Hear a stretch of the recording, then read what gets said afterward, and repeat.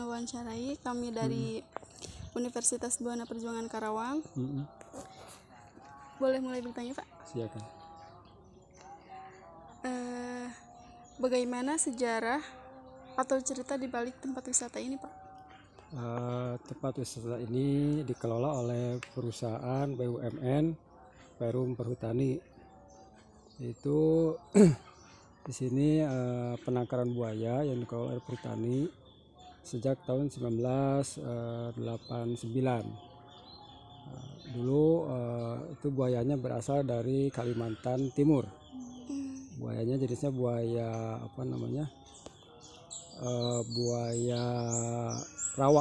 buaya rawa. Indukannya dibawa dari Kalimantan terus dikembangbiakan di sini. Sampai sekarang jumlahnya udah mencapai 267. Itu.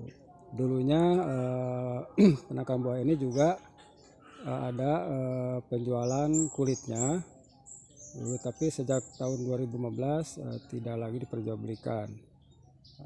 Tidak tahu mungkin kondisi laku atau tidak laku, kurang tahu. Yang jelas sudah dari 2015 tidak lagi diperjualbelikan kulitnya. Dan sampai sekarang juga untuk pengembangbiakan juga di stop, tidak ada pengembangbiakan, tetap jumlahnya segitu. Dulu di sini terkenal dengan buaya si Baron dan si Jack, tapi yang si Baron udah mati ya sejak 3 tahun ke belakang, berarti 2021 tuh mati. Tinggal yang sekarang yang ikonnya masih ada si Jack. Itu di sini terdiri dari 24 kolam. 24 kolam, ada yang besar, sedang, dan kecil. Itu sementara. Apa yang membuat tempat wisata ini unik dibandingkan tempat wisata lain?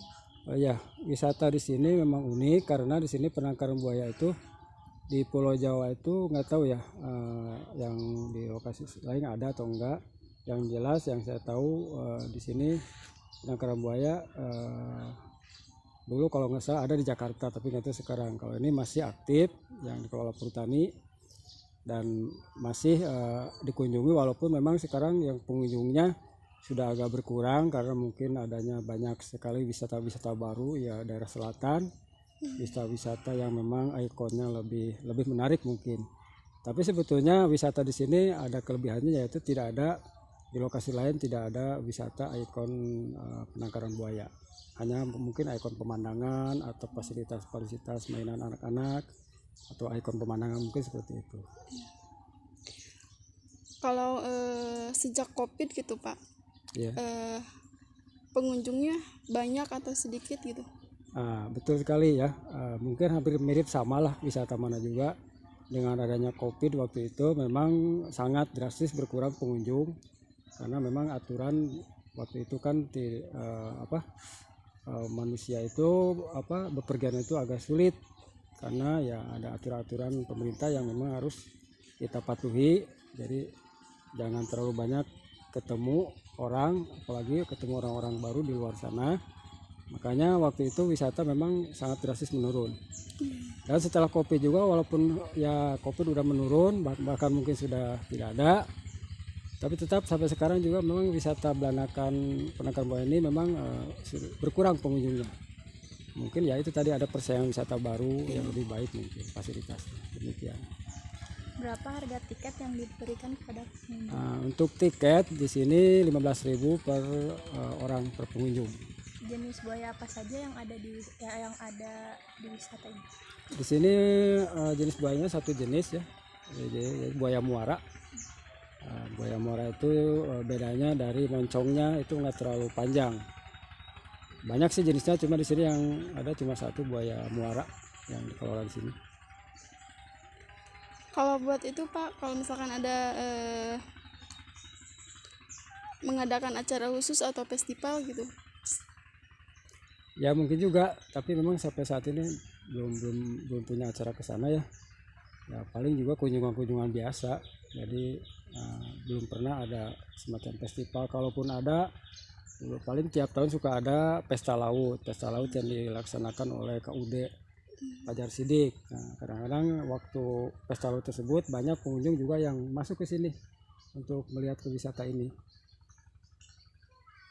Bagaimana harapan Bapak untuk masa depan tempat wisata buaya ini?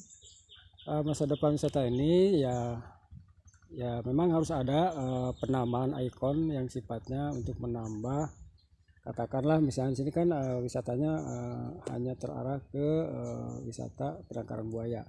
Mungkin harus ada penambahan lain, diantaranya mungkin ada mainan anak-anak supaya pengunjung itu yang bawa keluarga, jadi sambil kita anak-anak itu ada mainan-mainan yang memang disukai sama anak-anak.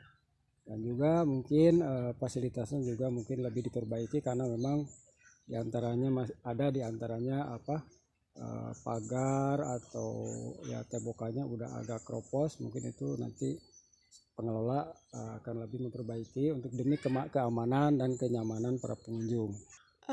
Apakah ada cerita atau pengalaman menarik itu wisata ini? Ya dulu itu waktu ada si Baron memang agak lumayan ya, agak menarik karena si Baron itu salah satu buaya yang memang dia itu udah udah jinak, terutama sama ininya, sama pawangnya. Nah memang dulu waktu si Baron masih ada itu bisa diajak main sama pengunjung juga. Dia udah jinak ya, tidak agresif, sehingga sangat menarik sekali ditonton oleh para pengunjung.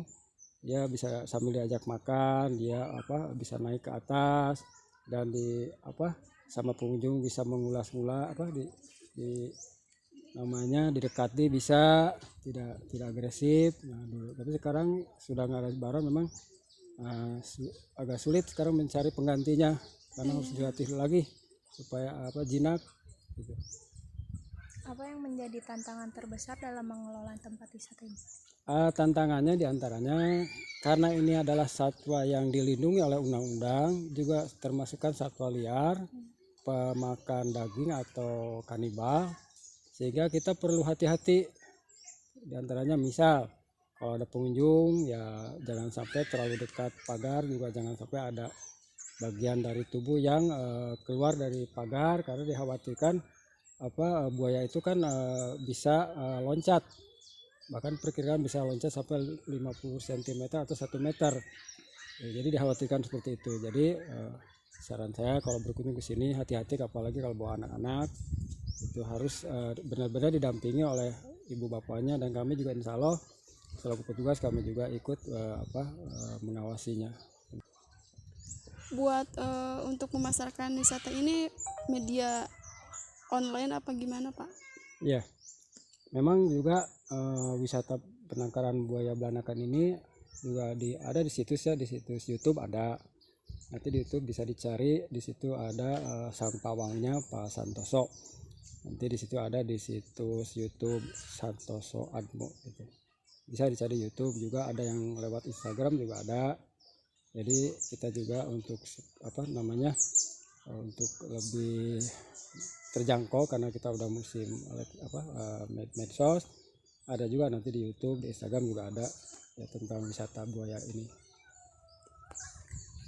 Bapak terima kasih ya. Sama-sama ya, atas kunjungannya adik-adik mahasiswa dari Karawang. Terima kasih, semoga berkesan dalam berkunjung ke sini. Dan mungkin nanti bisa disebarluaskan sama teman-teman untuk main ke sini.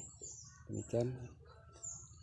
Ya, terima kasih Ya, Bapak. sama-sama. Selanjutnya, kami akan mempresentasikan hasil dari kunjungan kami, yaitu kunjungan mandiri Wana Wisata Penangkaran Buaya di Belanakan. Untuk memenuhi tugas ekonomi manajerial yang diampu oleh dosen pengampu, yaitu Ibu Santi Pertiwi Harisandi, SEMM. Anggota kelompok yaitu beranggotakan saya sendiri, Salsa Kanayata Tita, dengan NIM 22416261201207, dan rekan saya Julian Salsabila 22416261201284.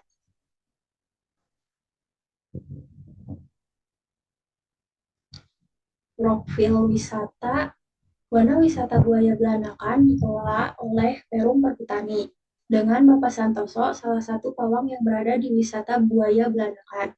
Wana wisata ini sudah berdiri dari tahun 1988. Berlokasi di Jalan Belanakan Ciasem, Kecamatan Belanakan, Kabupaten Subang, Jawa Barat, dengan kode pos 41259. Selanjutnya ini akun media sosial YouTube salah satu pawang yang berada di Wana Wisata Penangkaran Buaya yang bernama Bapak Santoso Admo. Selanjutnya jam operasional Wana Wisata Penangkaran Buaya ini buka dari hari Senin sampai hari Minggu, buka di jam 8 sampai jam 5 sore waktu Indonesia bagian Barat. Selanjutnya ada harga tiket. Harga tiket di wisata buaya Belanakan ini mengenakan biaya 15.000 per orang. Selanjutnya ada jenis buaya. Jenis buaya yang ada di wisata buaya Belanakan ini adalah buaya muara atau Crocodylus porosus. Buaya ini salah satu buaya terbesar di dunia dan dapat ditemukan di berbagai habitat air tawar dan payau. Selanjutnya ada perekrutan karyawan. Yang pertama, wisata buaya Belanakan ini memiliki 5 karyawan, di antaranya 4 pawang dan 1 penjaga tiket. Kami membutuhkan berbagai jenis karyawan untuk menjalankan operasional sehari-hari, mulai dari penjaga tiket, pawang, hingga tim keamanan dan kesehatan hewan. Setiap posisinya memiliki peran penting dalam memastikan pengunjung mendapatkan pengalaman terbaik. Yang kedua ada rekrutmen yang dilakukan di wisata ini, yaitu mulai dari mulut ke mulut. Selanjutnya ada aspek pemasaran. Wisata ini memasarkan melalui media sosial berupa Facebook, Instagram, dan YouTube. Boleh dilihat dari channelnya Santoso Admo, udah dicantumin di atas. Selain itu juga Perum Perhutani memasarkan menggunakan media periklanan berbentuk brosur.